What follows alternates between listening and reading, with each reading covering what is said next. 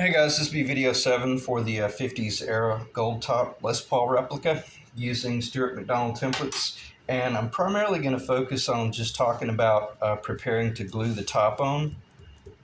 And I want to knock this out briefly as well. I probably need to change the titling of this video series because I don't want people to be under the impression that these videos are for entertainment purposes. This is actually a documented build for a client up in Nashville, and I just like to do the video series primarily so that my client can experience the build or kind of witness the build as it goes together. And it also allows me to kind of communicate back and forth with them so that we're not on the phone every night talking about different options. So if you came here, with the TikTok mentality or the entertainment mentality in mind, this is not going to be the video for you. So enough with the complaints about just glue the top on and get the job done. I'm not. Again, it's not for entertainment purposes. This is a vocational series, and I do these videos for guys that want to build their own guitar, and I can kind of process through the things that I've experienced or the things that I've had to deal with so that I kind of help them think a little bit and stay ahead of the guitar. Because if you've got a $200 or $300 lower piece of mahogany here and a $175 to $300 cap on the top, and you've never done this before, you want to hear somebody talk about war stories, not show just how great they are at building the guitar. So, and part of it is just the whole YouTube, TikTok mentality of the guys out there viewing these videos. And I get it, I'm not complaining, but I just want to clarify, uh, this is a custom project, and if you can learn from it, that's cool. If you want entertainment, I'm sure, there are plenty of other channels out there that have dancing bears and all of that kind of crap. So let's build a guitar, and for those of you who are serious, I appreciate you sticking in, and let's just knock it out of the park. So, am I going to glue this top on tonight? No, but I'm going to show you your 2 different options or 3 different options about how you could glue it on if you don't already know. And the way I did this, I went ahead and drilled the bridge locations, the 2 bridge locations here, and the 2 stud locations for the tailpiece, 1/8 inch drill bit, as well as I went ahead and did a few more little drill locations, primarily just kind of for myself. In the event I do want to run a drill bit through that and use it as an alignment pin, then so be it. But for the most part, I'm going to use these 4 locations, or at a minimum 2 of these locations, as alignment pin locations. And I very well will use just probably 1/8 inch drill bits and just leave them in there. But, pull them out before the glue starts setting. And then I'm going to come up here in the tenon location, and I'll drill some oversized holes so that I can come in with like a backer board screw, and that'll really pull it down. And not that I need that to help me install the top, but once I put this up here dry and clamp it and then drill those locations, that top's not going to go anywhere, especially if I've got a minimum of 3 different alignment points. She's going to pretty much line herself up. Now, excuse me, I'm not going to give it the benefit of the doubt, though. To start out with, I like working with the bamboo skewers because they're just tight enough to be tight, but they're just loose enough that if I need to push just ever so slightly, I can push it a little bit before I do my clamp work. So I love working with the bamboo skewers for alignment purposes and even for glue up purposes. So now that you've got your guitar coming together, it's in component form. You line up your points, you clamp it, and then you don't even necessarily have to put this on the drill press now, because these locations were initially cut on the drill press, so I'm guaranteed that they're nice and vertical. But they're so tight I can't get that drill bit through there. But what I'm saying, once you get this clamped up, You could drill this with a battery-powered handheld drill and just drill down into the body and then just leave the bit there if you wanted to, and then come over here. In other words, that'll hold it in place. Get another bit, then drill that location, leave that bit in, and then come up here and then drill these two locations and put your screw in there. Okay. All I'm doing now is getting a real nice alignment so that once I do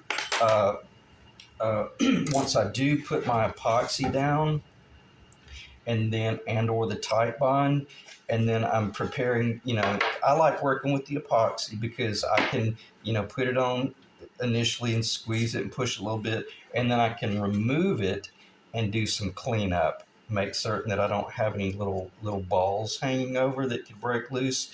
If you're gluing this up with a tight bond, I wouldn't recommend, once this goes down, I would not recommend pulling it back off, because then you run a major risk of ending up with a rubber gasket.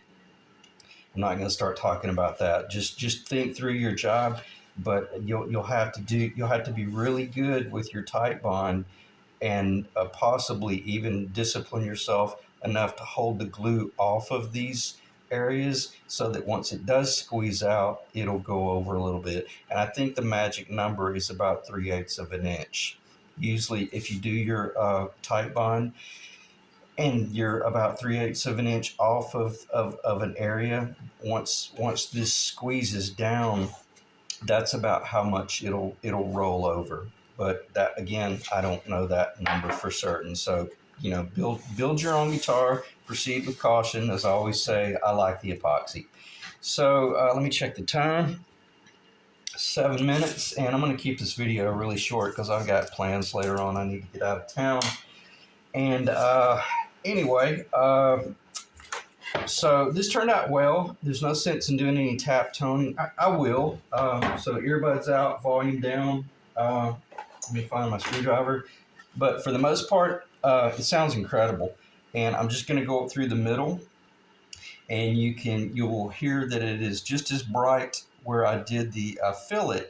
And before I forget, that fillet, I put it on my router table, and it's because the bottom of this channel is round nosed, and I wanted the top fillet to also have a round as well.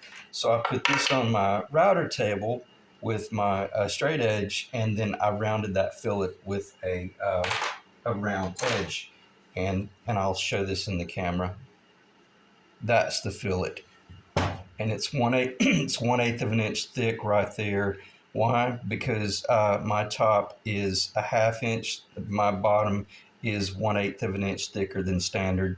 So that location right there represents the traditional 1 3/4 inch height of a traditional guitar. Not going to go there. In other words, I engineered my fillet and everything so that it is completely round and circular on the inside. So let's do some tap tone.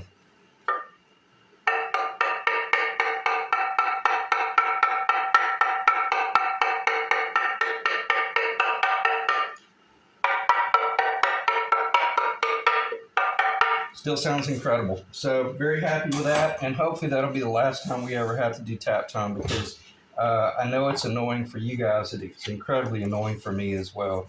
But I like keeping a record of it all, and also because when I'm building the next guitar, I can kind of refer back to this video and excuse me, determine. Let me pause. Hold on 1 second. Okay, had to get some water there. But for the most part, anyway, just glue your top on, and it'll work out well. But I can't remember what I was talking about. But the tap tones are great. I'm all happy with that, and it is what it is. One thing that you really need to do at this point is slow down, because you are at a point now to where you can really eat the candy bar. And that's kind of a running joke that I have about you don't want to get right up here and then eat the candy bar, meaning lose the job. And One way you could really screw this up, because this is going to always remain a clear coat guitar, you got to make certain that even if you're working with tight bond and you've got a nice wet cloth and you think you're going to keep this clean, uh, you really run the risk of getting fingerprints on this mahogany. And since we've done such a real precise cutout already, this is very close to the finished guitar, so you got to protect it. And for the most part, what I'm going to do when I glue mine up, I'm going to completely tape it off just to be safe. Uh, I'm really good with doing epoxy work, but just tape it off to protect your mahogany, and even possibly treat it as though you were getting ready to paint the thing. Go ahead and just put paper on it, like a painting paper, and then do your tape off. And then that'll guarantee that you don't get yourself in trouble. Uh, how would you go about epoxying this? If you want to I've got a video series before this one that started about 3 months ago. I think there's about 46 videos, and I go into mind-numbing detail about every different option about building this exact guitar for the most part. And if you want to know how to build the neck and you're anxious about going ahead and figuring that out, well, just go back to my video series called Building a 1950s era Les Paul Burst or Black Beauty. And the first 5 to 7 videos of that series, I was waiting on the mahogany and the templates, so I spent a lot of time talking about the neck and the neck construction, the design of the neck, the minimum dimensions that you'll be working with. So if you're sitting there with a notepad and a pen waiting for me to give you some magic numbers, well, just go to that video series and you will be blown away about how much detail I covered in that video series.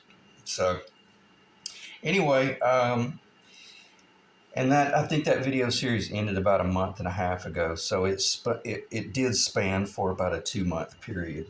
I'm going to look at my notes here. Gluing on the top, you want to protect your mahogany, and then after it's all said and done, when you do the glue work, I'll go ahead and do just a real quick cowboy clamp up. Basically, what you're going to want to do is, once you do design your clamp work, I'm not sure where the other clamp is. Doesn't really matter.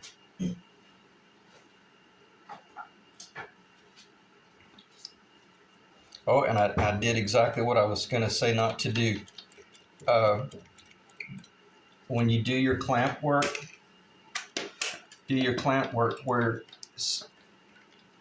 all of your clamps are pointing down like that, so that very quickly you can invert and use gravity to your advantage, so that if you do have paper on here or tape or something like that and it gets a scratch and then the epoxy squeezes out and you got all these clamps around here, you might not have very good access to get in here and do your cleaning. So this will work to your advantage, and any runaway glue will go down. Okay, so think about that when in other words, the last thing you would want to do is do all this really precision clamp work, and you're using cabinet clamps that are 16 inches long, and so you'll need a set of sawhorses for that once you invert it over, and you do need to invert it fairly quickly. So anyway, let me pause again, get another drink of water. Okay, sorry about that. I'm going to cover a few things that I think you would probably want to need to consider. Most of you guys that are doing this type of stuff, you've already worked with these tools, but I'm just going to throw you a couple of little tricks here that will save you a lot of money. This being your flush cut bit, this is a 1/2 inch, and obviously a 1/2 inch bearing. But if you get a 3/8 inch bearing, okay, obviously 3/8 on top of the half is going to leave you a 1/16 inch reveal.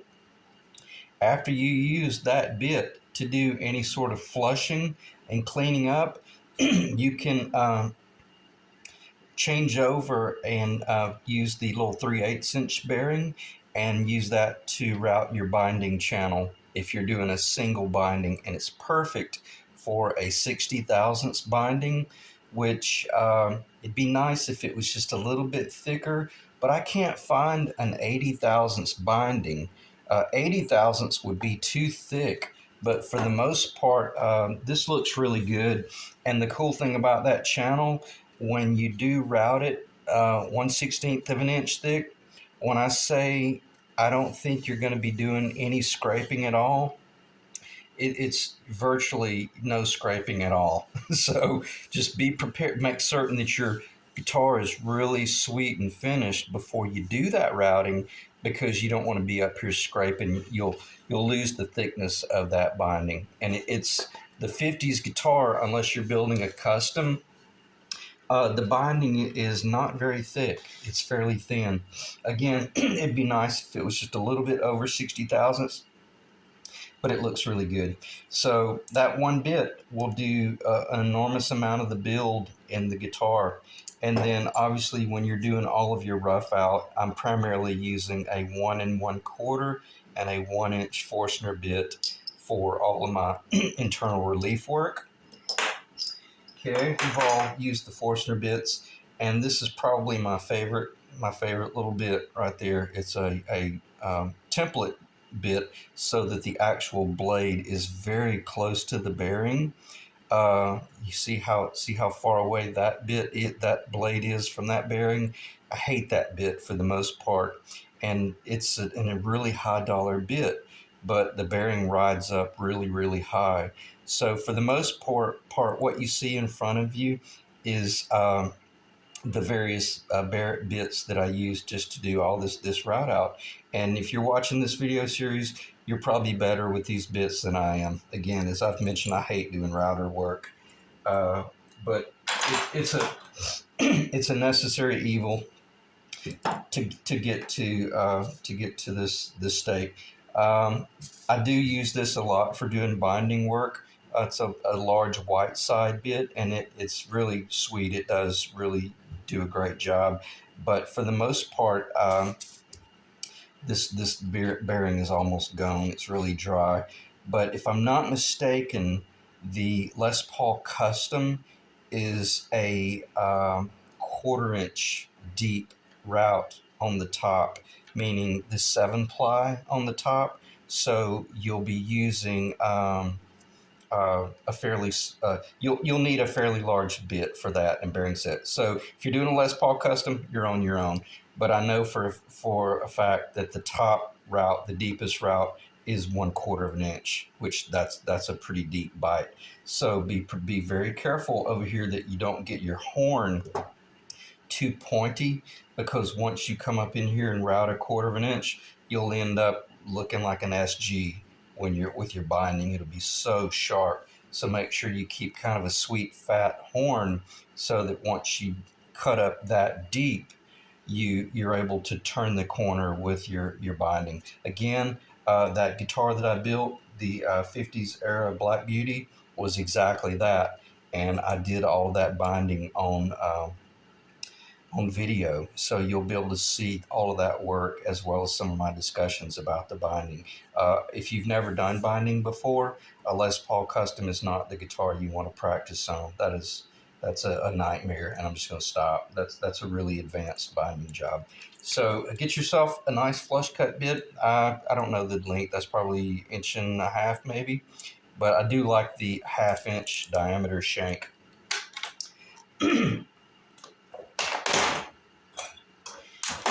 What else? You got to keep it square. There's nothing more important than keeping it perfectly true, regardless of wherever you put your square. If you get out of square, don't can the job. Just make note of it, and just be very cautious, because if something weird happened down here and it got kicked in, and you came across with this bit, well, that bearing is going to take the path of least resistance, and you're going to end up losing 1/16 of an inch of the body up here. So if you foul up, just make note of it and always be aware. Sometimes you might want to work from the back with a different type of bit rather than from the front. And I'm creating a hypothetical situation there, but keep your job nice and clean and square on the front end.